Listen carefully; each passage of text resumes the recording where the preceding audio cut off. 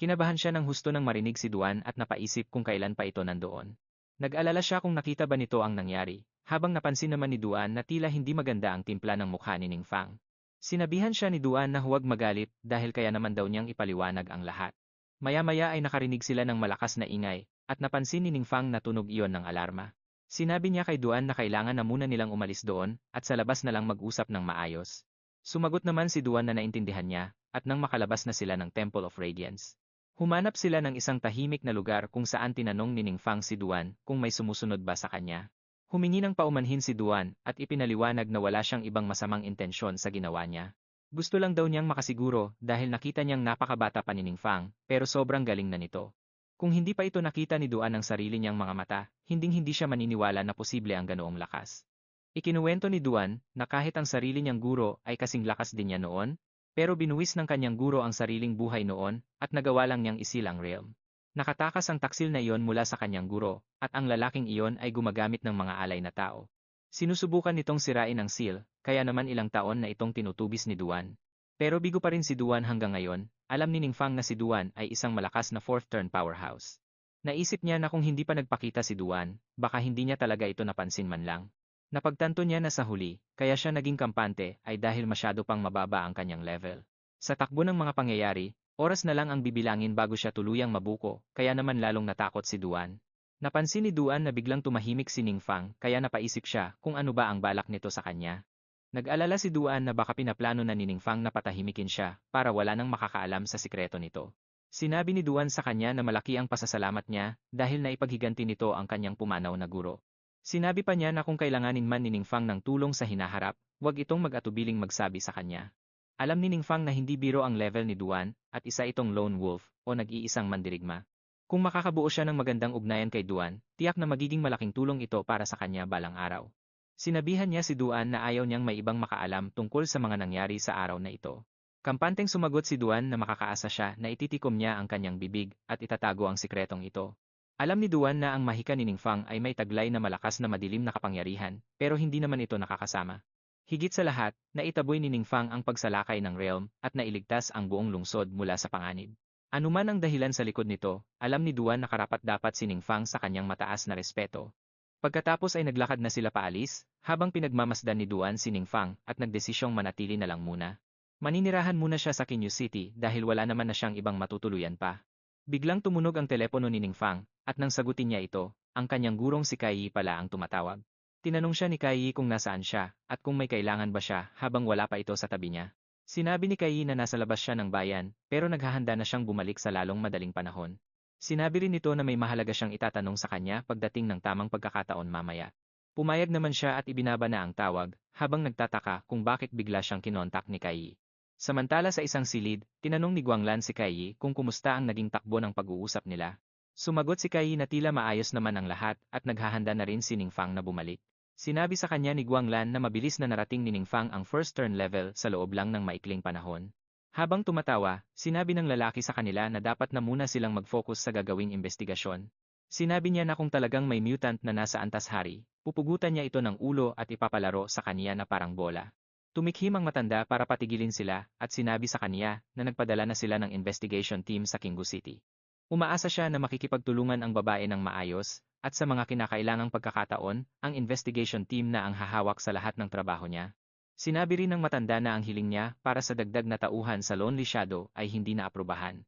Galit na tinanong ng babae ang matanda kung kawalan ba ito ng tiwala sa kaniya, pero sumagot ang matanda na hindi naman ganoon. Nagmakaawa ang matanda na pagpasensyahan muna sila ng kaunti pa. Pagkatapos ng meeting, nag-unat ang babae ng kamay para ma-relax ng bahagya. Bigla namang may isang babaeng mabilis na pumasok sa meeting room at ibinalita na inatake ang Temple of Radiance sa Longbow City. Tinamaan daw ito ng mapangwasak na mahika, pero sa ngayon ay wala pa namang naiulat na nasaktan, natatarantang ibinalita iyon ni Kai sa kanila. Noong nagre-rehistro si Ningfang ng kanyang training location para sa investigasyon, bigla siyang pinatigil ni Guanlan. Sinabi niya sa babae na tama lang na sa loob ng templo siya nagparehistro. Pagkatapos ay ngumiti si Guanlan at sinabing nagiging kapana-panabik na ang sitwasyon. Samantala, binalot ng isang barrier ang Longbow City, kaya napatanong ang lahat sa loob kung ano ba talaga ang nangyayari. Doon naman sa Radiant Sun Temple, isang lalaki ang sumiguro sa lahat na huwag mag-alala dahil itinaas na ang mga barrier sa pinakamataas na antas. Maihiwalay nito ang mga puwersa ng dilim mula sa labas at hindi maaapektuhan ang kabayanan, kaya naniwala ang lahat na ligtas na sila. Naiinis siya dahil ang gulo na ginawa nila kanina ay agad na nag-trigger ng pinakamataas na alerto. Kailangan lang nilang hintayin na matapos ang alerto bago sila makauwi sakay ng sasakyan. Pero biglang may lumitaw na lamat sa langit sa loob mismo ng barrier, at isang halimaw ang sumungaw mula rito at dahan-dahang lumabas. Napansin ng dambuhalang halimaw ang magic barrier sa harap nila at nagtaka kung bakit ito nakabukas. Dinaadma na lang niya ito, sa isip niya ay sobrang hihina talaga ng mga tao dahil palagi silang nagtatago sa likod ng kanilang bahay pagong. Isang kawan ng mga halimaw ang lumabas mula sa lamat, habang mapang-asar na sinasabi ng pinuno nila na malas daw ang mga tao. Hindi na raw sila mapipigilan ng mga bagay na iyan. Itinuro ng pinuno ng mga halimaw ang barrier at inutusan ang kanyang mga alagad na umatake. Hinayaan lang ng barrier na makalipad sa loob ang mga alagad, kaya naguluhan ang lahat, tumingala ang lalaking nagpapakalma sa mga tao kanina. Napaisip siya kung ano ang mga nilalang na iyon, at laking gulat nila nang mapagtantong mga halimaw pala ang mga ito. Nagpanik ang isang guwardiya at nagtanong kung bakit nakakapasok ang mga halimaw sa barrier, pero napansin ng lalaki na hindi naman sira ang barrier. Habang nagtataka sila kung paano nakapasok ang mga halimaw, nagsiksikan ang mga tao pabalik dahil sa takot, pero kalmadong gumawa ng kalasag si Duan. Ginamit niya ito para protektahan ang sarili at ang iba. Tinawag niya itong boss at sinabing baka isa na naman itong high-intensity realm invasion. Tinanong niya si Duan kung tama ba siya na katulad ito ng nangyari sa Kingu City noong nakaraang gabi. Pero tinanong siya pabalik ni Duan kung dapat ba silang makialam. Tinanong niya si Duan kung may solusyon ba ito, at nang sasagot na sana si Duan, bigla itong huminto. Alam niyang kayang-kaya itong gawan ng paraan ng kanyang boss, kaya nagtaka siya kung bakit pa siya tinatanong nito ng solusyon. Naisip ni Duan na imposibleng itinatanong talaga nito ang nasa isip niya, dahil malinaw na sinusubukan lang siya nito. Sabay unat ng leeg, sinabi ni Duan na naiintindihan na niya, at ipaubaya na lang daw sa kanya ang lahat, bagay na ikinagulo ng isip ng kanyang boss. Napansin niyang napakaraming tao sa paligid at hindi magandang makialam siya, kaya hinayaan na lang muna niyang si Duan ang bahala rito. Sumagot siya ng, sige. Lumapag sa lupa ang pinuno ng mga monster, kaya nagulat ang lahat, tumawa ng nangungutya ang halimaw. Nagpakawala ng mga pana ang isa sa mga gwardya, habang sumisigaw na patay na raw ang pinunong monster. Pero, madali lang itong naharang ng pinunong monster gamit ang kanyang espada. May isa pang gwardya na biglang sumulpot sa likuran ng halimaw para umatake. Sa isang mabilis na kumpas ng kanyang espada pabalik, agad na napatay ng pinunong monster ang gwardya. Sa sobrang sindak, napatanong ang gwardya kung paano iyon naging posible. Sumigaw siya na ni hindi man lang daw nila siya kayang mahawakan. Itinaga ng pinunong monster ang kanyang espada sa lupa at kinaladkad ito habang naglalakad. Nagpahayag siya ng pagkadismaya, akala niya raw ay may mga malalakas na tao na hahamon sa kanya. Nagsitakbuhan ang mga tao nang mapansin nilang papalapit na sa kanila ang halimaw. Itinaas ng pinunong demonyo ang kanyang espada, nakatutok sa mga tao para tapusin sila. Habang iniisip niyang basura lang silang lahat, biglang may humarang sa kanyang espada. Nagulat ang pinunong monster nang makitang isang tao lang pala ang gumawa noon. May hawak itong daggers. Noong una ay nalilito pa, pero sinabi ni Duan sa kanya na kahit hindi naman talaga kailangan ng kanyang boss ang proteksyon niya, narito pa rin siya. Hindi niya pwedeng hayaang personal na madamay ang kanyang boss. Tinawag niya ulit na boss si Ningfang at sinabing siya na ang bahala sa lahat. Dahil dito, nakiusap si Ningfang kay Duan kung pwedeng itigil na ang pagtawag sa kanya ng boss dahil medyo nakakahiya raw. Tumawa ang pinunong monster at inamin na hindi naman pala lahat ng tao ay walang kwenta. Buong lakas na itinulak ni Duan ang espada ng pinunong monster, kaya tumalsik ang halimaw palayo at bahagyang nasugatan. Bago pa man makabawi ang halimaw, nagulat na lang siya nang makitang nasa harap na niya si Duan na may hawak na mga daggers. Pagkatapos, madali niya itong sinugatan ng malalim. Nagkadurog-durog ang pinunong halimaw sa loob lang ng ilang segundo, kaya naman hindi makapaniwala ang mga nakakita. Kinuwestiyon nila kung gaano nga ba. Katindi ang lakas ni Duan dahil wala man lang laban ang halimaw sa kanya. Sigaw nila, talagang malupit ang kakayahan ni Duan na malamang ay indikasyon ng isang high-star hidden class. Naglakad pabalik si Duan kay Ningfang habang sumasabog ang katawan ng halimaw sa likuran niya. Si Duan, na isang level 137 na legendary martial artist, ay kumakatawan sa isang 5 bituin na hidden class. Manghang-mangha si Ningfang sa husay ni Duan sa pakikipaglaban at kalmado niyang sinabihan si Duan na may iba pang naroon. Nagmadaling bumalik ang mga halimaw sa portal. Nang mapagtantong napatay na ang kanilang pinuno, nagsimula namang lumaban ang mga archer dahil kampante na silang kaya na nilang talunin ang mas liliit na mga halimaw. Tinanong ni Duan si Ningfang kung may kailangan pa ba siyang gawin, pero nag-thumbs up lang ito sa kanya at sinabing, mahusay ang ginawa niya. Hindi makapaniwala ang mga tao na ang isang malakas na mandirigmang tulad ni Duan ay ganun na lang karespeto sa isang kabataang lalaki, kaya Napaisip sila kung gaano kaya kalakas ang batang ito, at baka anak siya ng isang bigating pamilya na naglalakbay kasama ang mga bantay. Para magpalakas. Ipinakita naman ni Duan ang mga gamit na nakuha mula sa pinunong halimaw at ibinigay ito sa kanya. Sabi ng mga tao, kahit pa hindi niya ito magamit mismo, nagkakahalaga pa rin ang bawat isa nito ng 10,000 kristal.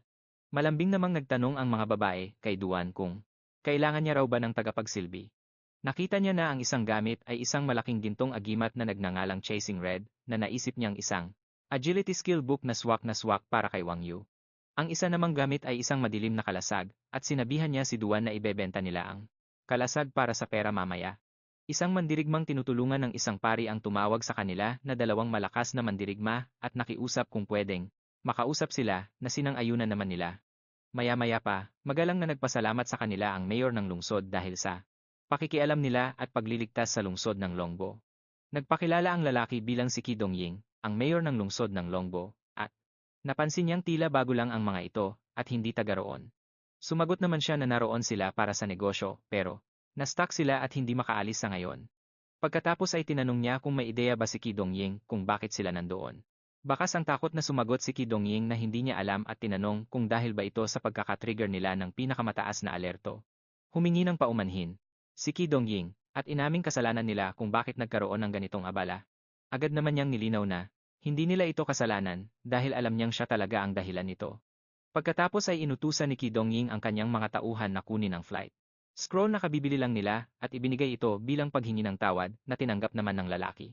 Nagulat siya nang marinig ito dahil alam niyang ang flight scroll ay bihirang makita sa lugar na iyon. Kahit na isang gamitan lang ito, ginagawa nitong madali at mabilis ang paglalakbay sa maikling distansya.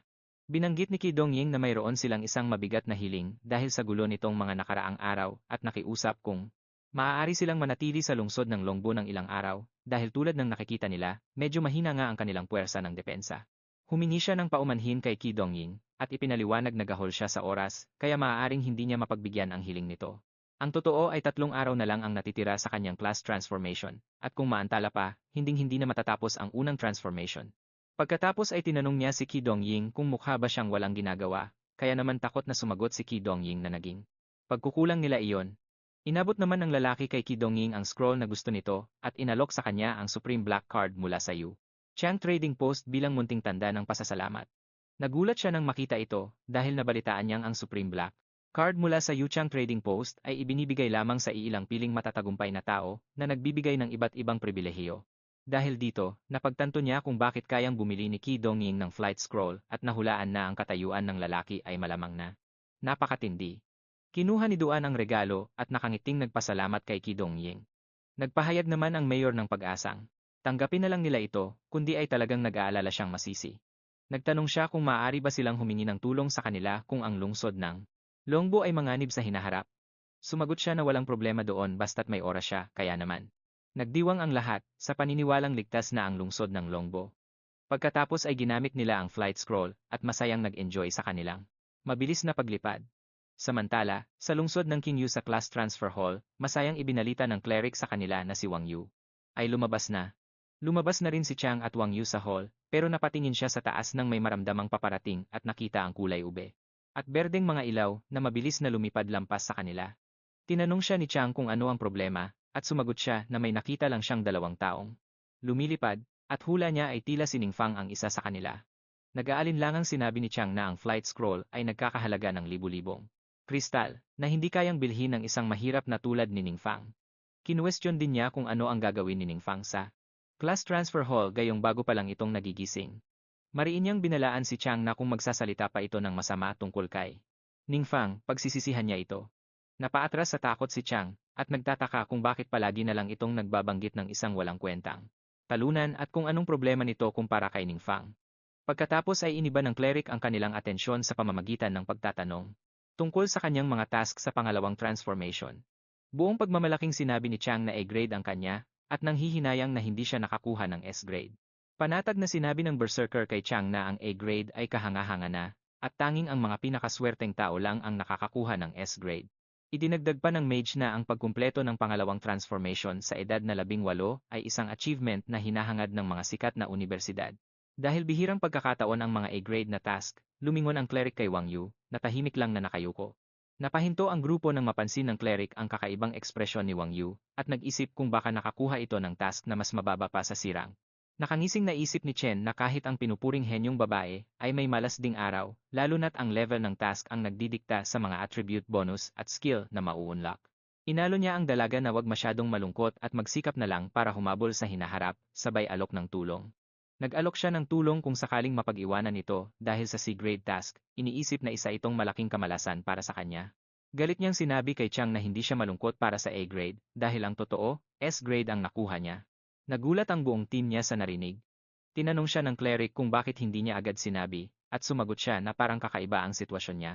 Ibinunyag niya na ang task niya ay nag-unlock ng isang hidden class na hindi pa nakikita kailanman. Napalakas ang boses ni Chen at tinanong kung paano iyon naging posible. Binigyang diin niya na noong nagising ang kapangyarihan nito, nakatakda na ang kanyang propesyon, at wala pa siyang narinig na may nag-trigger na hidden profession sa ganitong yugto. Sinabi niya na wala pa siyang nababalitaan na may nag-trigger na hidden profession habang nagpapalit ng propesyon, at tinanong kung baka nagkakamali lang ang dalaga. Ilang sandali bago iyon, habang nasa loob ng transition formation si Wang Yu, inanunsyo ng system na may nakitang key item ang advancement system. Ang item na iyon ay ang Vanguard Emblem, kaya nitong i-upgrade ang dati niyang propesyon mula Swift Archer patungong Shadow of the Vanguard. Kasabay ng mga pagbabago sa profession change task, ang kasalukuyan niyang propesyon na Swift Archer ay naging Shadow of the Vanguard na. Tinanong siya ng system kung gusto niyang ituloy ang advancement. Nagtaka siya sa nangyayari at kung bakit may ganoong klaseng interface. Bigla niyang naalala na ang Vanguard Emblem ay regalo pala sa kanya ni Ning Feng. Sa gulat niya sa epekto nito, napaisip siya kung alam kaya ito ng lalaki. Buong pasasalamat niyang tinanggap ang advancement, nagpasalamat kay Ning Feng sa regalo nito, at ipinaliwanag sa cleric ang nangyari. Dahil dito, kinuwestiyon siya ng cleric kung bakit parang baliwala lang sa kanya ang ganoong kabigat na desisyon. Sabat naman ni Chen ng malakas, ano ba yung Shadow of the Vanguard na yan? Nagpahayag siya ng pagdududa sa profession change system, at binalaan ang dalaga na ang maling desisyon ay pwedeng sumira sa buhay niya. Matigas niyang sinabi kay Chen na wag makialam sa mga desisyon niya. Giit naman ng lalaki, nag-aalala lang siya, pero masayang naputol ang usapan nila. Nainggit naman ang berserker at nagtanong kung paano nakakuha ang isang tao ng 5-star hidden profession at nagagawa pang mag-advance ng ganoon. Sana raw ay may childhood friend din ang cleric na gaya ni Ning Feng, habang nanginginig naman sa galit si Chang sa isang tabi. Pero pinakalma ni Chen ang sarili, pursigidong mahanap ang emblem na iyon anuman ang maging kapalit o panganib na kailangang harapin. Samantala, inilabas ni Ning Feng ang Divine Emblem, isang consumable item na orange quality na nagbibigay ng permanenteng dagdag na 5 sa stamina at spirit attributes. Matapos itong gamitin, ang kanyang S-level completion ay umabot na sa 100%. Pagkatapos ay nag-notif ang system na nagsimula na ang kanyang profession change. Tumawa siya sa tuwa, hindi lang dahil sa laking dagdag sa attribute, kundi dahil may mga bago ring passive skill na naibigay sa kanya. Napaisip siya kung hanggang saang level ng mastery ang kaya niyang maabot sa tumpak na paggamit ng isang forbidden spell. Ipinakita ng system na nakakuha siya ng passive skill na Mastery of Darkness, na lalong nagpalakas sa kontrol niya sa kapangyarihan ng kadiliman. Dahil dito, kaya na niyang kontrolin ng tama ang mga forbidden spell. Napasigaw siya sa excitement na masubukan ito sa susunod na pagkakataon. Habang naghihintay si Duan sa labas, biglang may lumitaw. Si Huang Lan iyon, at iniisip niya kung si Duan ba ang fighter na nakatagpo niya noong nakaraan. Nagtaka siya kung bakit kasama nito si Ning Feng. Napansin din niya na parang binabantayan ni Duan si Ning Feng. Naalala niya na base sa mga investigasyon, kahit bata pa si Duan ay may taglay na itong lakas ng isang ika-4 na transformation level. Kahit sa buong bansa, itinuturing si Duan na isang pirapiraso at malakas na individual. Pero ayon sa mga tauhan niya, lagi lang itong sumusunod sa likuran ni Ning Feng. Nakabuntot lang siya kay Ning Feng at talagang magalang ang trato rito. Sinabi niya kay Kai Wei na hindi basta-basta ang estudyante nito. Sinabi niya na siya na ang bahala sa susunod. Sumagot naman si Kai Wei na wag mag-alala dahil siya mismo ang magkukumpirma kay Ning Feng. Naniniwala siya na hinding-hindi magiging kaaway nila si Ning Feng. Maya-maya pa, naglalakad na palabas ang lalaki kasama si Duan habang masayang nag-uusap. May tumawag sa kanya mula sa likuran. Nagulat siya nang makita ang teacher niyang si Kai Wei. Sinabi niya rito na naaalala niyang tinawagan siya nito kanina. Nagtanong siya kung may kailangan ba ito. Sagot naman ni Kai Wei, may gusto talaga siyang malaman tungkol sa kanya. Nang marinig ito, tinawag siya ni Duan na boss at sinabing hihintayin na lang siya sa banda roon, na ikinagulat naman ng lalaki. Nang tanungin ni Kai Wei kung bakit siya tinatawag na boss ni Duan, awkward siyang tumawa at sinabing wag pansinin ang kasama dahil nagbibiro lang ito. Tinanong siya ng teacher kung totoo bang natapos na niya ang unang transformation, na ikinalito naman niya. Tinitigan niya ito, nag-iisip ng tamang sasabihin para ipaliwanag ang biglaang pag-advance niya. Nakatingin sa kanya ang teacher ng may halong pag-asa, naghihintay ng kumpirmasyon sa pambihirang nagawa niya. Napagtanto niya na nabunyag na ang sikreto niya, at kailangan na niyang ipaliwanag ang milagrosong pagbabagong ito sa nag-aalalang teacher. Hindi siya agad sumagot. Nagulat siya dahil kahit hindi naman niya inaasahang mananatiling sikreto ang kapangyarihan niya, masyado naman itong mabilis na nabisto. Alam niyang ang guro niyang si Kaiwi, na laging nag-aalaga sa kanya, ay isa sa mga iilang taong talagang mapagkakatiwalaan niya. Sa paniniwalang hindi siya nito sasaktan, sumagot siya ng pabor at sinabing medyo komplikadong ipaliwanag ang lahat, kaya ayaw niyang malaman ito ng maraming tao. Nagtanong ulit ang guro, na ayon sa kanya ay baka medyo kakaiba pakinggan, pero kailangan niyang makasiguro. Tinanong niya kung naimpluwensyahan ba ang binata ng kapangyarihan ng kadiliman. Ang tugon naman niya ay isang tanong din. Nagtataka siya kung bakit ito itatanong ng guro, at kung nagiging halata na ba ang mga anomalya sa sistem niya. Ipinaliwanag ni Kaiwi na gaya ng alam nito, ang mundo ay nakaranas ng mga anomalya nitong mga nakaraang araw dahil humihina na ang hangganan sa pagitan ng kanilang mundo at ng realidad. Dahil dito, marami ang naimpluwensyahan ng kapangyarihan ng kadiliman at unti-unting nagiging mga mutant. Sumagot ang binata na naiintindihan niya ang pag-aalala nito pero sinigurong wala itong dapat ikatakot. Hindi siya isang mutant. Pagsisinungaling niya ito dahil alam niyang ang mga mutant ay mahigpit na binabantayan ng mga awtoridad at ayaw niyang madamay sa mga ito. Naglabas ang guro ng isang itim na kristal, umaasang makikipagtulungan ang binata sa isang test. Ipinaliwanag niya na sa pamamagitan ng paglalagay ng kapangyarihan sa kristal, malalaman kung gaano kalalim ang kadiliman sa loob niya. Tiningnan niya ang kristal ng may pag-aalinlangan. Pawis na pawis siya, at hindi ito nakatakas sa paningin ng guro. Napaisip tuloy si Kaiwi kung isa nga ba talaga siyang mutant. Habang pilit na tumatawa, inamin ng binata na kinakabahan lang siya dahil bago lang sa kanya ang sitwasyon, at pagkatapos ay ipinasok ang kanyang lakas sa kristal. Bigla itong nabasag at sumabog sa mismong kamay ni Kaiwi. Gulat na gulat sa nangyari, tinanong niya kung ano ang kakatapos lang maganap. Si Kaiwi, na nanginginig sa takot, ay naalala ang paliwanag ni Kuanglan na ang itim na kristal ay isang demonyong kristal na napakasensitibo sa kapangyarihan ng kadiliman. Madalas itong gamitin ng mga awtoridad para makahanap ng mga mutant. Manginginig ang kristal kapag may naramdamang kadiliman. Ang tindi ng panginginig ang magsasabi kung gaano kalakas ang kadiliman, pero hindi niya alam kung ano ang ibig sabihin kapag direkta itong nadurog.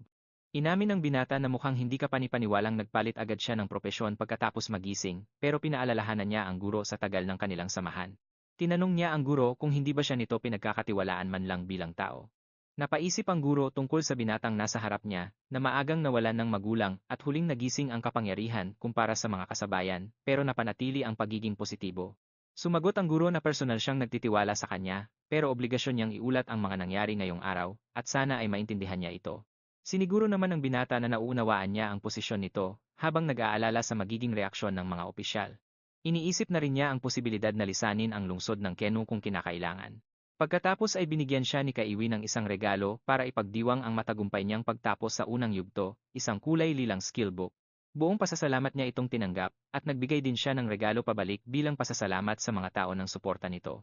Ang item ay isang Holy Feather Wing Belt, na may kalidad na kahel, kailangan ng level na 30, at nagdadagdag ng espiritu ng 20. Pinapabilis nito ang stamina recovery at healing effectiveness ng 50%, ang dark resistance ay 100%. Mayroon din itong espesyal na kakayahan na mag-cast ng healing spells nang walang pagbigkas, at pwedeng lagyan ng hanggang 3 inlay. Napabulala sa gulat ang guro dahil sa no-chanting feature nito, alam niyang makapagliligtas ito ng buhay sa mga kritikal na sandali. Kahit tumatanggi ang guro dahil sa sobrang mahal nito, iginiit ng binata na nakuha lang niya ito mula sa kanyang profession transition task at huwag na itong mahiya. Sinabing naghihintay ang kaibigan niya kaya nagpaalam na siya, habang naiwang namamangha ang guro sa kanyang pag-alis. Kasama ang kaibigang si Duan, hirap siyang maniwala na binigyan siya ni Ningfang ng ganoon kagandang item, at napaisip sa tunay na pagkatao ng binata.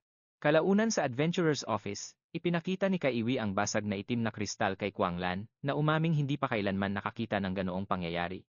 Habang nag-aalala si Kaiwi na baka ituring na banta si Ningfang, pinayuhan siya ni Kuanglan na pabayaan na lang muna ang issue.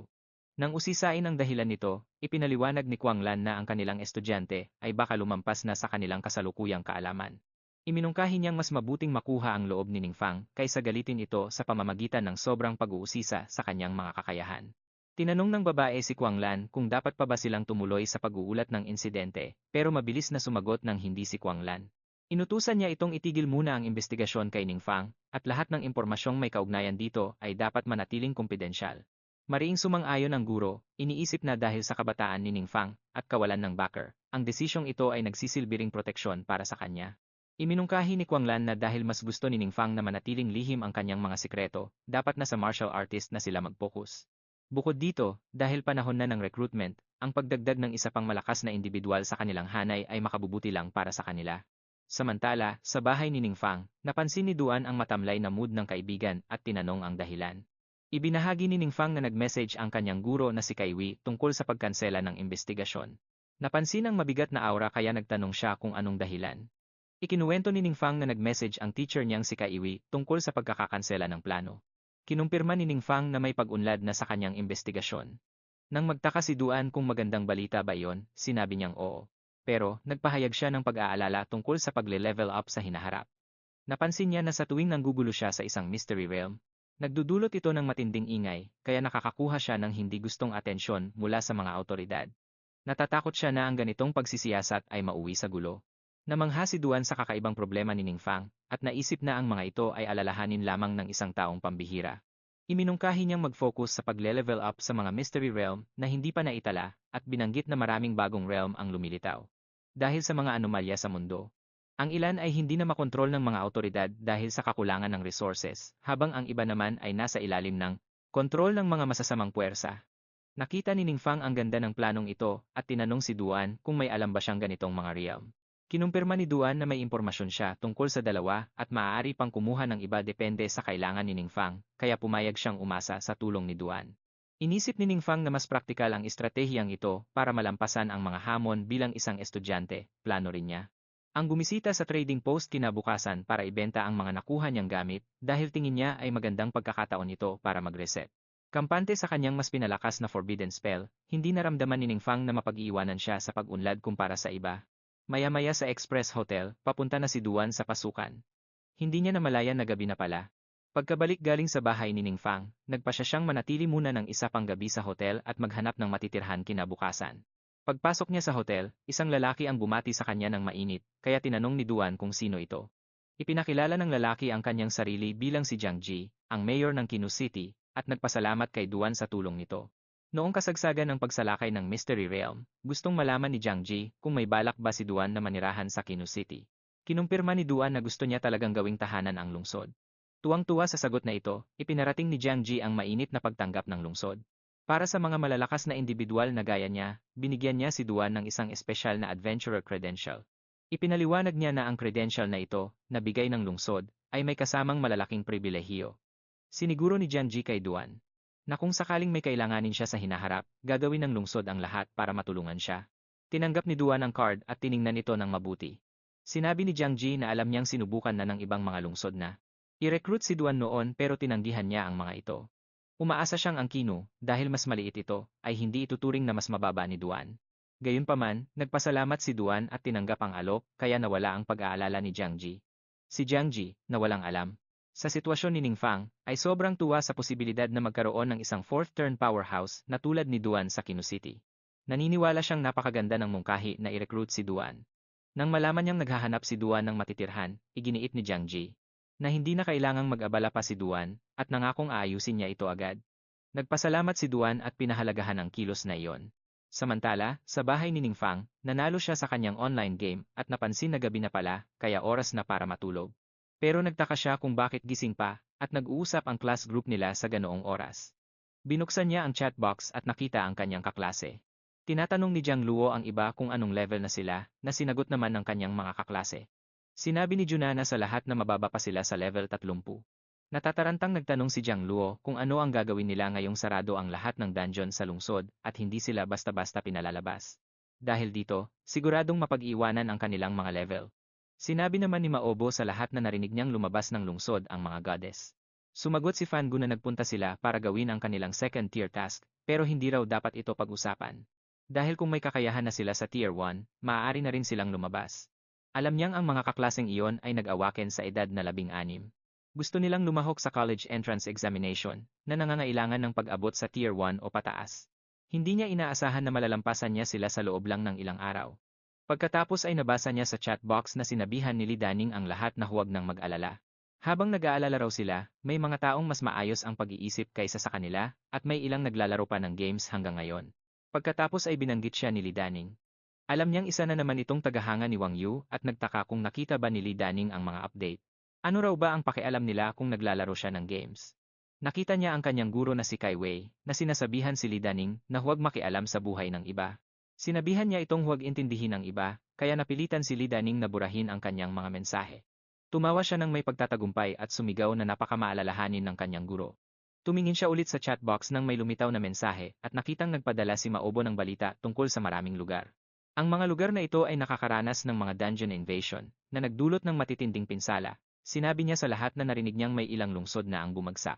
Sinakop na raw ito ng mga monster, wala nang silbi ang mga safe zone, at ang iba ay mga mutant na hindi na makontrol. Sumagot si Jiang Luo na nangyari rin iyon doon, pero narinig niya kalaunan na isang hindi kilalang big shot ang nagtaboy sa mga monster. Nagtanong si Li Daning kung mayroon ba silang ganoong kalakas na nakatagong big shot sa Kinu City, at sumagot naman si Jiang Luo na ang pakiramdam ng seguridad ay. Nagtanong ulit siya kung mayroon ba silang ganoong kalakas na nakatagong big shot sa Kenu City, at sumagot si Jiang Luo na ang pakiramdam ng seguridad ay. Bigla namang sinabi ni Fu Lidaning na kung kilala lang daw niya kung sino ang malakas na taong yon, luluhod talaga siya at ituturing itong lolo. Sumigaw siya na dati-rati ay naririnig lang niya sina Kai Dong na nag-uusap tungkol sa anomalya sa mundo, kaya hindi niya akalaing magiging ganito pala kalala to. Pagkatapos, nagmakaawa siyang wag namang sirain ang buhay niya dahil nagsisimula pa lang siyang mag-enjoy sa mga nagdaang araw, sayang naman daw. Tungkol sa monster noong nakaraan. Kung hindi lang dahil doon, napatay na sana niya yon, kaya naman napabahing ang demonyo sa loob ng pendant at nagtaka kung bakit bigla siyang kinabahan. Kinabukasan sa Yuchang Trading Post, pumasok na ulit sa trabaho si Yong Zhen, ang babaeng nasugatan noong nakaraan. Nakita siya ng isang babae roon at tinanong kung bakit pumasok na agad siya, gayong hindi pa naman siya lubos na gumagaling sa mga sugat niya. Nautal siyang sumagot na hindi naman daw malala ang sugat niya, at maayos na siya ngayon, pero sinabihan siya ng babae na habang sinasabi niyang, okay lang siya sa labas, ang totoo ay gusto lang niyang makakapit agad sa mga maimpluwensyang tao sa lalong madaling panahon. Sinigawan niya ang babae na hindi yon totoo. Pero binalikan siya nito, at sinabing malas lang niya dahil ang kapit niya ay isang hamak na magnanakaw lang na walang alam. Sabi ng babae, nagnakaw lang daw si Ning Fang sa isang malakas na taong nasa fourth transformation. Malamang daw ay durog-durog na ang katawan nito ngayon. Galit na sinigawan ni Zen ang babae, at sinabing puro kalokohan ang pinagsasabi nito dahil si Ning Fang ay hindi ganoong klaseng tao. Pero tumatawang sinabi ng babae sa kanya na si Master Wang mismo ang nag-utos na imbestigahan ang lalaking yon. Ang lalaking yun na apelidong Ning ay isang basura lang na nag-awaken bilang one-star professional sa edad na 18 at maagang naulila sa mga magulang. Wala raw itong kakayahang kumuha ng mga high-level na gamit. Sinabi pa ng babae na ngayong ang fourth transformation strongman mismo ang pumunta. Sa tapat mismo ng pintuan ni Ning Fang, kung hindi siya magnanakaw, ano na lang daw siya. Biglang may matulis na bagay na lumitaw sa harap ng babae. Humingi siya ng paumanhin dito pero sinabing kailangan talagang maturuan ng leksyon ang bibig nito. Dahil muntik na siyang mawalan ng pasensya, napaupo sa sahig ang babae sa takot habang nasa harap niya ang isang matalim na bato. Napalingon ng babae at nakita siyang nakatayo roon.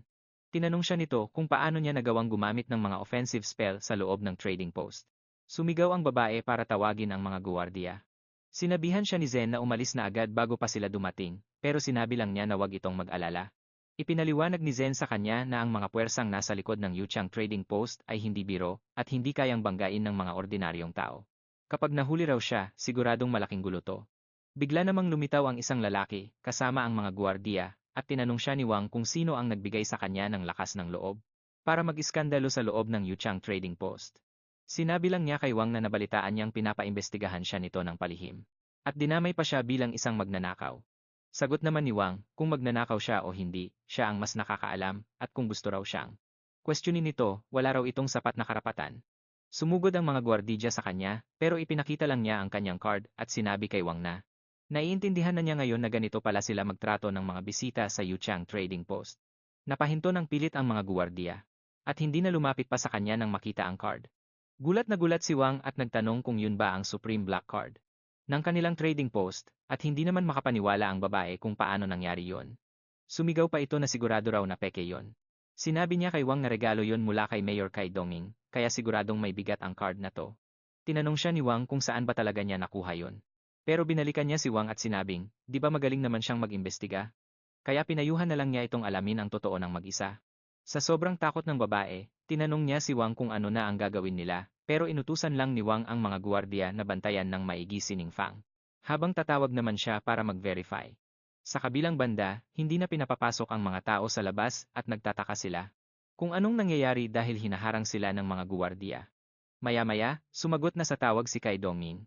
Kausap si Wang, sinabi ni Kai Donging na binalitaan siya ng headquarters na pinapaimbestigahan daw nito ang membership card na ibinigay niya kay Ning Fang. At tinanong niya kung anong problema. Nauutal namang sumagot si Wang na wala lang yon at isa lang itong maliit na hindi pagkakaunawaan. Alam niyang ang tatay ni Kai Donging ay isa sa mga founder ng Trading Post, kaya nagtataka siya kung paano naging kaibigan ni Ning Fang ang isang tulad ni Kai Donging. Pero biglang sumigaw si Kai Donging at sinabi kay Wang na si Ning Fang ay isang taong pinaghirapan niyang makuha ang loob at kapag ginalit daw siya nito.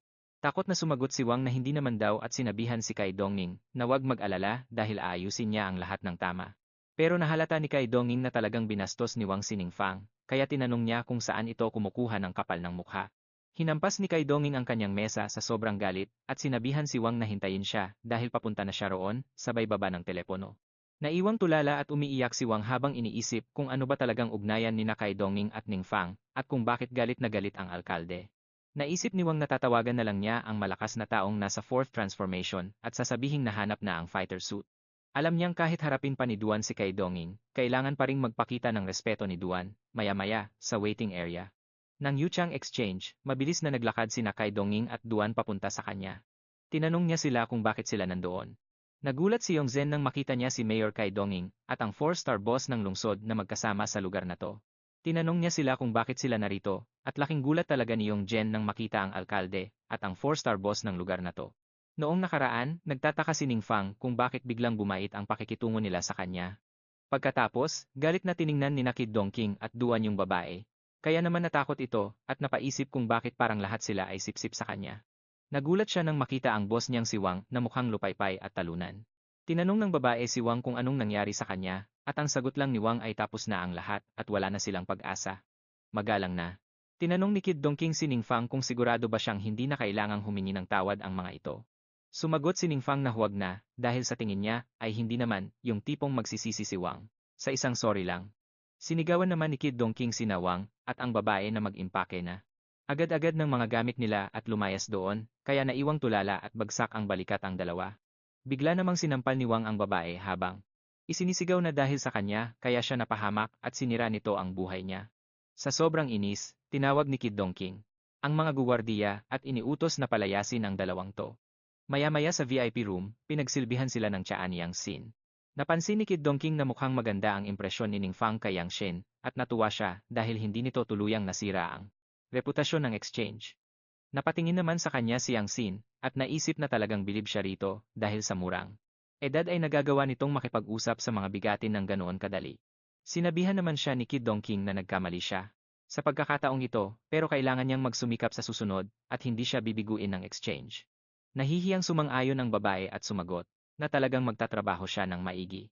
Humingi ng paumanhin si Ning Fang kay Kid Dongking dahil sa abalang naidulot niya, pero sabi ni Kid Dongking ay wala yon dahil ang problema ni Ning Fang ay problema na rin niya. Kung hindi raw dahil sa tulong nito noong nakaraan, baka nanganib na ang Longbo City. Pagkatapos ay sinabi ni Kid Dongking na mukhang interesado siya sa treasure catalog ng exchange at tinanong kung may partikular ba siyang hinahanap. Sumagot naman siya na oo, at tinanong si Kid Dongking kung narinig na ba nito ang tinatawag na Relic of the End. Tanong naman ni Kid Dongking, anong relic ba ang tinutukoy niya, at tinanong naman ni Duan kung anong dulo ba yon, pero sinabihan lang sila ni Ning Fang na huwag na lang pansinin. Sabi niya, nakita lang daw niya yon sa internet kahapon, kaya akala niya ay isa itong pambihirang gamit. Naalala naman niyang ilabas ang libro mula sa kanyang inventory, ang Spirit Energy Extraction Book, na ibinigay ng guro niyang si Caillou para sa mga mage upang pansamantalang maibalik ang kanilang mana sa gitna ng laban. Napaisip siya kung anong klaseng forbidden spell, kaya ang magagawa nito. Agad niya itong kinuha gamit ang kanyang Dark Confluence skill, na sumisipsip sa natitirang dark power nito, at ginagawang sarili niyang lakas. Pagkatapos niyon, naitanong niya sa sarili kung deba ang bigkas sa karakter na yon, dahil hindi pa niya narinig yon at nakitang hindi rin ito ipinaliwanag ng system, kaya nagtaka siya kung saan ba niya ito mahahanap. Pero napagpasyahan niyang kalimutan muna ito dahil hindi naman siya nagmamadaling gamitin ito at natulog na lang. Maya-maya, nang matapos ang kailangang gawin sa exchange, sinabi ni Kid Dongking na medyo mabilisan ang biyaheng ito, pero sa susunod ay kailangang bumisita silang muli sa Longbo City at siya na ang bahalang mag-asikaso sa kanila. Naglabas naman si Kid Dongking ng isang flight teleportation scroll at ginamit ito para makabalik agad sa Longbo City. Inaya naman ni Ning Fang si Duan na kumain sila sa labas, pero iminungkahi ni Duan na sa bahay na lang niya kumain. Maya-maya sa villa ni Duan, namangha si Ning Fang habang inililibot ang paningin at tinanong si Duan kung ito ba ang bahay na ibinigay sa kanya ng lungsod. Sagot ni Duan, ang sabi raw ay ang mga may 4 na turns pataas na pinipiling manatili sa Kenyu City ay nakakatanggap ng espesyal na trato. Kung gusto raw ni Ning Fang, pwede itong lumipat doon at maghahanap na lang siya ng ibang matutuluyan, pero tumawa lang si Ning Fang. At sinabi kay Duan na hindi na kailangan dahil mag-iipon siya ng pera para makabili ng sarili niya at maging kapitbahay nito. Seryosong sinabi ni Duan na kung kailangan nito ng pera ay mayroon siya, pero tinanong lang ni Ning Fang si Duan kung paano naman niya magagamit ang pera nito. Napangiti na lang siya dahil alam niyang marami siyang kinitang crystal coins sa pagbebenta ng equipment nitong nakaraan, kaya ang pagpapalit nito sa cash at pagbili ng villa ay hindi naman magiging problema. Pero kung gagawin niya yon, mawawalan siya ng maraming crystals. At kung mangailangan man siya sa susunod, magiging mahirap na naman. Alam niyang hindi naman kailangang madaliin ang paglipat, kaya hindi siya dapat masyadong mag-alala. Pagkatapos kumain, uminom siya ng tsaa at naramdamang gumaan ang pakiramdam. Sinabi sa kanya ni Duan na may sariling mga chef ang villa area, at natawagan na niya ang mga ito kaya darating din sila agad, kaya naisip niyang napaka-convenient pala rito. Bigla namang nag-ring ang cellphone ni Duan. At sinabi ni Jiang Ji na baka kailanganin nito ang tulong niya dahil ang investigative team mula sa itaas ay iniimbestigahan ang mga sakunang tumama sa kanilang lungsod at may ilang naging komplikasyon. Gusto niya itong mapag-usapan. Kasama siya.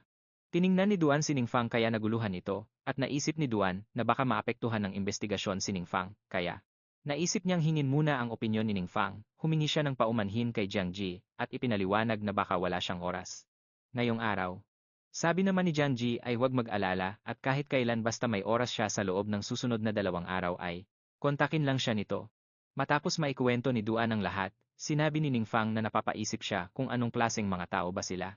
Samantala, may nagsabi sa meeting room na sa kinalimutang lungsod ng Kenu, nakakatawa raw ang ideya na mayroon itong isang misteryosong boss. Mapagmataas na nagtanong ang lalaki kung may nakakita na ba sa tinatawag nilang misteryosong big shot. Sumagot si Kwang Lan na wala pa ring nakakakita rito. Kinuwestiyon naman ng lalaki kung bakit kalat na kalat ang chismis na ang misteryosong big shot na ito raw ang nagligtas sa Kenu City. Dahil wala namang nakakita sa kanya, ipinaliwanag ni Kwang Lan na ang pangunahing dahilan ay ang biglaang paghinto ng dungeon invasion. Noong mga oras na iyon, naubos din ang mga mutant na tumutulong sa pagsalakay. Pero, sinigawan siya ng lalaki, at sinabing huwag siyang magbiro. Sinabi niya na hanggat hindi sila nakakapag-imbestiga ng maigi, hindi pwedeng gawing ebidensya ang level ng panganib ng dungeon invasion. Nagtanong din siya tungkol sa 2 pang insidente sa dungeon, yung 2 pag-atake na lampas sa king level, at kung ano na raw ang ginawa ng misteryosong big shot nila roon. Nanatiling tahimik si Kwang Lan at hindi sumagot. Napayuko naman si Kaiwi, habang iniisip na ginamit ni Kwang Lan ang kanyang autoridad para lang protektahan si Ning Fang. Binago niya ang lahat ng impormasyon na pwedeng magsangkot sa kanya, kaya naman sa kanya tuloy bumagsak ang lahat ng pressure tungkol sa usaping iyon. Biglang pumasok si Jiang Ji sa meeting room at nauutal na ibinalita sa lahat na tinawagan lang daw niya si Duan. Pero sabi ni Duan, busy daw siya ngayong araw. Galit na sumigaw ang lalaki na naiinis talaga siya sa mga free adventurers na iyan. Wala silang kontrol dahil para lang silang mga asong gala na walang guild, pero kung makapagpanggap na busy ay sobra-sobra. Sinabihan niya si Jiang Ji na kalimutan na lang iyon dahil siya na ang bahala sa buong investigasyon at dapat ay gumawa na lang ang lahat ng ibang bagay. Maya-maya, sa loob ng dungeon sa Aaitom, may natapakang sanga ang lalaki sa lupa kaya nakalikha ito ng tunog ng pagkabasag. Pinigilan siya ng mga gugwardya na lumapit pa sa dungeon, pero nakangiti lang niya silang binati ng magandang gabi. Nakilala siya ng isa sa mga gwardiya bilang miyembro ng investigation team. Sinabi niya sa kanila na gusto niyang pumasok sa loob ng dungeon. Gusto raw niyang mag-imbestiga, kaya naman pumayag ang mga gwardiya habang nakangiti. Pagkatapos ay naglakad na siya papasok sa dungeon habang nag-iisip. Kahit hindi ito ang unang pagkakataon na pumasok siya, namangha pa rin siya sa tindi ng pagkawasak doon, kaya napaisip siya. Anong klase kayang kapangyarihan ang kayang umasak sa isang dungeon ng ganito katindi? Napansin niya na kahit ang mga tirang itim na enerhiya ay napakalinis pa rin. Inisip niya na kahit anong kalokohan pa ang sabihin nila tungkol sa misteryosong big shot na iyan, sa harap ng ganitong nilalang, para lang silang mga langgam. Dahil sa sobrang excitement, masayang sumigaw ang lalaki na talagang nakaka-thrill ang lugar na ito. Itinaas niya ang kanyang kamay at naglabas ng itim na kapangyarihan, sabay tawag sa isang demonyo mula sa mga natitirang kadiliman. Baliw na sigaw niya. Deserve nga nito ang bansag na king level threat dahil puno ang paligid ng malalakas na puwersa, na ngayon ay sa kanya na ang lahat.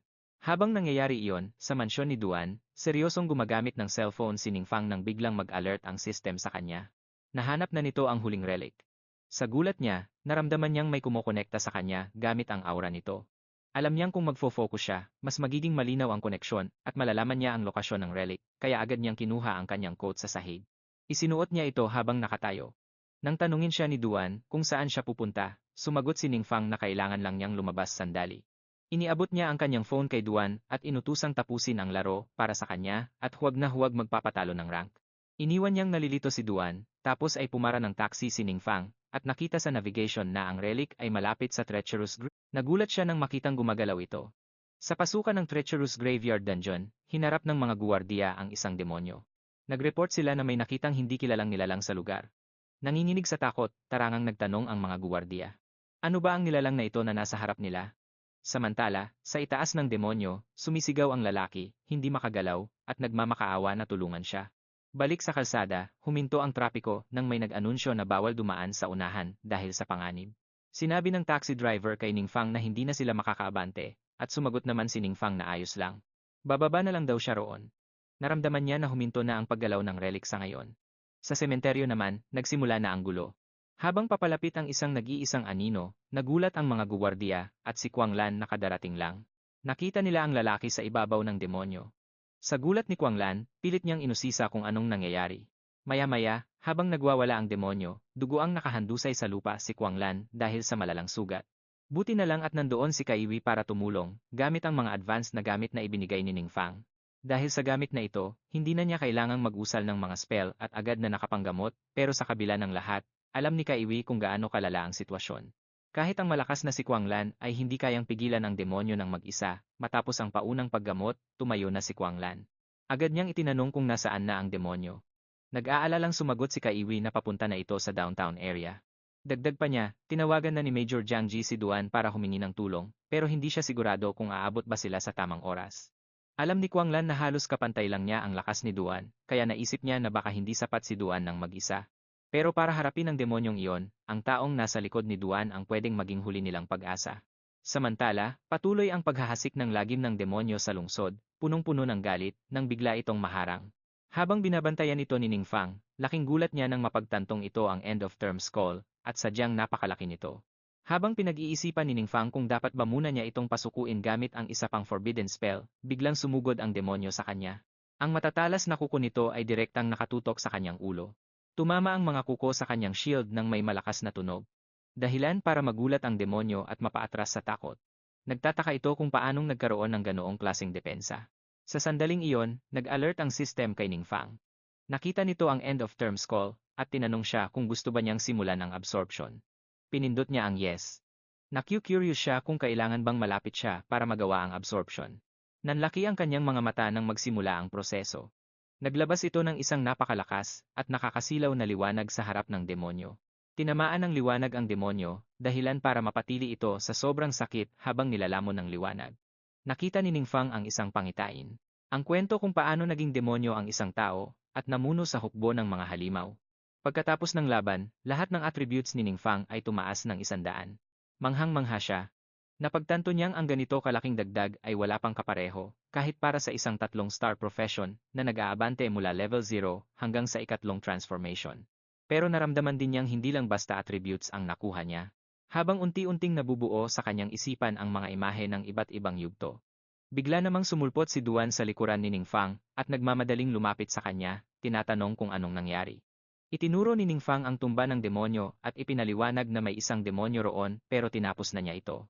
Tutal mukhang kailangan naman, lalo na't bumagsak ang lalaki sa likuran ng ulo ng demonyo. Naguluhan si Duan. Iniisip niya kung ito ba ang demonyong binanggit ni Jiang Ji sa mga report tungkol sa pagsugod ng mga halimaw. Alam niyang magaling si Ningfang sa pagharap sa mga halimaw, pero ang aura sa paligid ay hindi mukhang galing sa isang malakas na spell, kaya naku-curious si Duan kung paano ito ginawa ni Ningfang. Tinapik ni Ningfang ang balikat ni Duan habang nakangiti. Sinabi niyang dumating ito sa tamang oras at ipapaubaya na niya ang paglilinis dito. Agad namang pumayag si Duan. Alam na niya ang kanyang gagawin. Pagkatapos ay mabilis na humarurot si Ningfang na parang kidlat. Naiwang tulala si Duan sa bilis nito. Alam ni Duan na hindi mage si Ningfang, kaya nagulat siya na ang bilis nito ay hihigit pa sa maraming agility-based professions. Hangang-hanga siya sa kanyang boss. napakagaling talaga nito. At inamin niya sa sarili na marami pa siyang dapat matutunan. Kinalaunan sa kulungan ng Kinu, nakakulong na ang lalaking nadamay bilang halimaw habang kumakalat ang isang report. Nakasaad doon na aksidenteng nahanap ng lalaki ang demonyo sa isang misteryosong mundo kung saan pwede siyang kumuha ng dark power para sa sarili niyang kapakanan. Sinamantala niya ang investigasyon para makapasok sa mundong iyon at sipsipin ang itim na kapangyarihan, hindi niya inaasahan na mawawala sa kontrol ang demonyo. Tuwang-tuwa si Jiang Ji habang sinasabing mayroon talagang isang misteryosong boss na nagpoprotekta sa Kinu City. Napangiti na lang sina Kuang Lan at Kai Wu sa revelasyong ito. Pagkatapos ay hinarap ni Jiang Ji si Duan at tinanong kung nakita na ba nito ang misteryosong boss na iyon. Sumagot si Duan na nagkaroon siya ng karangalang makita ito minsan. Dahilan para magulat at makurious ang mga kababaihan sa kanyang sinabi. Puno ng pag-asa na tinanong ni Jiang Ji si Duan kung pwede ba itong mag-ayos ng pagpapakilala sa misteryosong expert. Nangako pa siya na kung papayag ang expert na manatili ng permanente sa Kinu City, ibibigay nila ang kahit anong kailanganin nito. Pero ipinaliwanag ni Duan na mas gusto ng kanyang boss na maging low profile at bihirang magpakita sa publiko, kaya iminungkahi niyang kalimutan na lang ang ideyang iyon. Sa isip-isip ni Duan, nakahinga siya ng maluwag dahil nalinlang nila ni Ning Fang ang lahat tungkol sa hindi naman totoong misteryosong expert na ito. Alam niyang hanggat walang matibay na ebidensya, wala silang mapapatunayan. Dismayado si Jiang Ji at nanghinayang. Sinabing sayang naman dahil siguradong napakaraming tao ang gustong mapalapit at makakuha ng pabor sa ganoong kalakas na nilalang. Tiniyak ni Duan na ang expert ay may mga kamag-anak sa Kinu City at natural lang nababantayan niya ang mga ito. Pero sa kabilang banda, ayaw ng expert na maistorbo. Dahil dito, napaisip si Kuang Lan. Iniisip niya kung ang misteryosong big boss kaya ay may kaugnayan kay Ning Fang. Nag-isip din si Kai Wu kung baka isa ito sa mga nakatatanda sa pamilya ni Ning Fang. Samantala, sa bahay ni Ning Fang, habang naliligo siya, napagtanto niyang ang tinatawag na final relics ay mga labi pala na iniwan ng mga yumaong realm lords ng misteryosong mundo. At ang mga imaheng lumabas sa isip niya ay mga piraso ng alaala ng isang realm lord na nasipsip din niya. Wala siyang balak na maging isang realm lord, kaya tinatanong niya ang sarili kung para saan pa ang mga relics na ito. Pero tumigil ang kanyang pag-iisip nang makita niyang may ilang aspeto ng mga relics na ito na pwedeng maging sobrang kapakipakinabang. Naunawaan niya na ang mga mundong ito, na pinapatakbo ng naipong dark energy, ay sumasailalim sa panapanahong paglakas. At pwedeng maging malaking banta kung hindi mapipigilan ang kanilang pagsugod, na posibleng humantong sa katapusan ng mundo. Alam ni Ning Fang na sa kanilang timeline, kakaunti lang ang may kakayahang umabot sa ika-4 na transformation dahil sa kulang na landas ng cultivation ng mga awakened ones. At mukhang hindi rin maganda ang kanilang mga professions. Ang impormasyong nakuha niya mula sa alaala ng Realm Lord ay sadyang napakahalaga at nakakatakot. Naisip niya na kahit may lakas siya para protektahan ang sarili, hindi niya kayang mabuhay mag-isa sa isang mundong puno ng mga halimaw. Buti na lang, hindi lahat ng timeline ay. Dahil sa mga pagsalakay ng ibang kaharian at sa matagumpay nilang pagtaboy sa mga ito, napagtanto ni Ning Fang na ang pagkolekta ng mas maraming labi. At ang pagbabahagi ng mga mahahalagang karanasang nakapaloob dito ay magkakaroon ng malaking epekto, pero alam din niya na ang paraan ng pagpapakalat ng kaalamang ito ay nangangailangan ng maingat na pagpapasya dahil ang impormasyong ito ay lampas sa kasalukuyang pangunawa ng mga tao. Kapag nagkamali sa paghawak dito, maaari itong humantong sa mga hindi inaasahang panganib. Biglang tumunog ang kanyang cellphone. Si Wang Yu pala iyon. Tinanong niya ito kung anong meron, at kung paano siya makakatulong. Dahil matagumpay nang nakalipat sa Sharp Shadow, sinabi sa kanya ni Wang Yu na ililibre siya nito ng hapunan ngayong gabi, at nagpumilit na dapat siyang pumunta. Pumayag naman siya agad, at pabirong nagtanong kung kailan ba siya hindi sumipot sa libreng kain nito. Kinumpirma ni Wang Yu na ayos na ang usapan at sinabing isesend na lang ang lokasyon mamaya na sinagot naman ni Ning Fang. Nang sige, nakuha ko. Habang pababa ng hagdan si Wang Yu, sinurpresa siya ng kanyang grupo at binati dahil sa kanyang matagumpay na pangalawang transformation.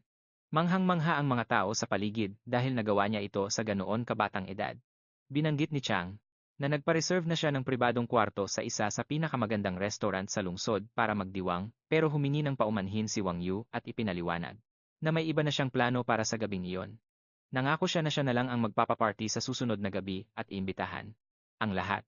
Medyo nadismaya si Chen at tinanong kung hindi ba pwedeng ipagpaliban ang lakad niya, pero iginiit ni Wang Yu na isa itong importanteng bagay at umalis na iniwan ang kanyang mga kasamahan.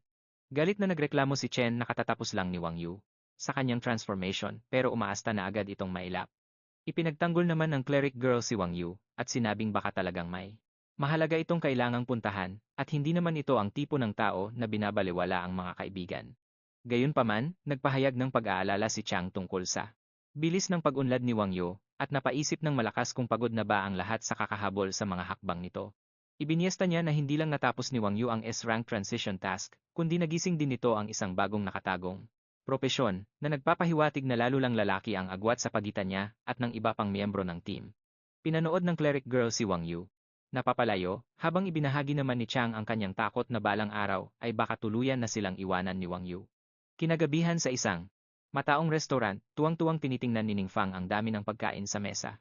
Inirekomenda ni Wang Yu ang roast whole lamb, at pinuri ang sarap nito kahit na mura lang ang presyo, kaya pinatikim niya ito sa kanya. Pumayag naman ang lalaki, at pabirong sinabi na kapag kasama lang talaga niya ito ay nakakakain siya ng iba't ibang masasarap na putahe. Nagpasalamat ang dalaga sa emblem na ibinigay nito sa kanya, at sinabi kung gaano ito kalaki ang naitulong sa kanya, pero tumango lang ang lalaki habang abala sa pagkain. Dahil sa kuryosidad, tinanong niya ang dalaga kung totoo bang dahil sa emblem ay na-activate ang isang bagong nakatagong propesyon. Inaalala ang mga alaala mula sa Demon King, naisip niya. Kung ang mga emblem ba ay paraan para palakasin ang mga awakener, at ang mga propesyon sa panahon nila na hindi pa nasa pinakamahusay na anyo. Kinumpirma ito ni Wang Yu at tinanong siya tungkol sa pinagmulan ng mga emblem. Inamin naman niya na hindi rin niya sigurado kung saan galing ang mga iyon. Nagbuntong hininga si Wang Yu at sinabing sana ay nabibili na lang ang mga emblem dahil gusto rin niyang bigyan ang lalaki at ang kanyang mga kasamahan. Ngumiti si Ning Fang at naisip na laging kasama siya sa iniisip ni Wang Yu tuwing may magandang nangyayari. Pinanatag nito ang loob niya na siya na ang bahala sa sitwasyon ng emblem at hinikayat siyang huwag kalimutang mag-level up dahil binigyang diin ang kahalagahan ng pagprotekta sa sarili sa mapanganib na panahon at nagpahiwatig na baka ang tamang emblem pa ang magbukas ng bagong propesyon para sa kanya. Pabirong sumagot ang lalaki na ang pag-level up ng mag-isa ay masyadong nakakapagod at sapat na sa kanya ang proteksyon nito. Seryoso siyang pinagsabihan ni Wang Yu na huwag siyang ngitian ng ganoon at iginiit na seryoso ang kanyang payo. Biglang namilipit sa sakit si Wang Yu, dahilan para mapakagat siya sa kanyang mga ngipin. Sa pag-aalala, tinanong ni Ning Fang kung anong masakit sa kanya, minaliit lang ito ng dalaga at sinabing konting sugat lang ito mula sa nakaraang misyon. Tinanong niya kung hindi ba ito na isailalim sa gamutan, at sumagot ang dalaga na nagamot na ito, pero dahil isa itong S-rank na misyon, ang boss ay nakapagdulot ng malaking pinsala at kailangan pa niya ng oras para tuluyang gumaling. Dahil dito, napagtanto ni Ning Fang kung gaano kabigat ang hamon ng mga S-rank class change mission. Biglang tumunog ang kanyang cellphone mula sa isang hindi kilalang numero. Nang sagutin ito ni Ning Fang, isang mayabang na boses ang nagtanong kung siya ba si Ning Fang. Imbes na sumagot ng oo, binalikan siya ni Ning Fang at tinanong kung sino ang nasa kabilang linya. Ang tumatawag, na ngayon ay galit na, ay nagpahayag na hindi na kailangang malaman ni Ning Fang ang pagkakakilanlan niya at pilit na tinatanong kung saan niya nakuha ang emblem. Si Wang Yu, na napansin ang nagtatakang mukha ng lalaki, ay nagtanong kung anong problema. Ipinaliwanag ni Ning Fang na may isang taong bastos ang tono na nagtatanong tungkol sa emblem. Nataranta si Wang Yu at napaisip kung paano nalaman ng tumatawag, dahil wala naman siyang pinagsabihan na iba. Pinakalma siya ni Ning Fang at sinabing kalimutan na lang muna iyon at ituloy ang kanilang pagkain. Gayunpaman, muling tumunog ang cellphone. Ang parehong lalaki, na ngayon ay sumisigaw na, ay inakusahan si Ning Fang ng pagbaba ng tawag sa kanya at binalaan siyang pagbabayaran niya ito. Pinanatiling mahina ang kanyang boses para hindi mag-alala si Wang Yu at muling binabaan ni Ning Fang ang tawag. Pagkalabas ng restaurant, masayang nagkomento si Ning Fang kung gaano siya kabusog. Tinanong siya ni Wang Yu kung sigurado ba siyang hindi na niya kailangang ihatid ito pauwi, na sinagot naman niyang hindi na kailangan at binaliwala ang tawag bilang isang pang-iinis lang. Nagpaalam na sila sa isa't isa pagkatapos nito. Dumating na si Ning Fang sa kanyang apartment. Isinusi niya ang pinto, humihikab pa habang papasok, pero laking gulat niya nang makitang sinalanta ang loob ng kanyang bahay. Wasak-wasak ang mga gamit niya kaya nabigla siya, hanggang sa may napansin siyang isang figura na lumalabas mula sa kanyang kwarto. Young Master Ning Fang, mapang-asar na bati ng lalaki sa kanya, dahil sa gulat, nagtanong si Ning Fang kung ito ba ang taong tumawag sa kanya kanina. Mayabang na umamin ang estranghero at ipinaalala sa kanya ang babala nito kanina na dapat daw ay sinagot na lang ni Ning Fang ang mga tanong niya. Sinabihan siya nito na dapat ay naging tapat na lang siya para naiwasan ang ganitong gulo. Sinubukan naman ni Ning Fang na kumuha ng impormasyon at nagtanong kung sino ang nag-utos sa kanya. Pero ang lalaki, na sumisigaw na ngayon, ay pinagalitan siya dahil sa kawalan ng galang. Ininsulto pa nito ang bago niyang awakening at kinuwestiyon ang kanyang mentor. Tinanong niya kung hindi ba siya tinuruan ng kanyang mentor kung paano rumespeto sa harap ng mga malalakas. Bigla namang sumulpot ang isa pang lalaki at mabilis na sumalakay. Suwabing iniwasan ito ni Ningfang at mabilis na siko sa mukha ang isinalubong niya sa lalaki, dahil sa lakas ng tama, nabitawan ng lalaki ang kanyang dagger. Bumagsak ang lalaki sa sahig habang ang kasama nito ay napatulala sa takot habang nakatingin kay Ningfang. Ngumiti si Ningfang at sinabihan siyang bawiin ang mga sinabi niya kanina. Iminungkahi niya na pag-isipan muli ng lalaki ang pananaw nito tungkol sa pagrespeto sa malalakas kapag may nagtatanong.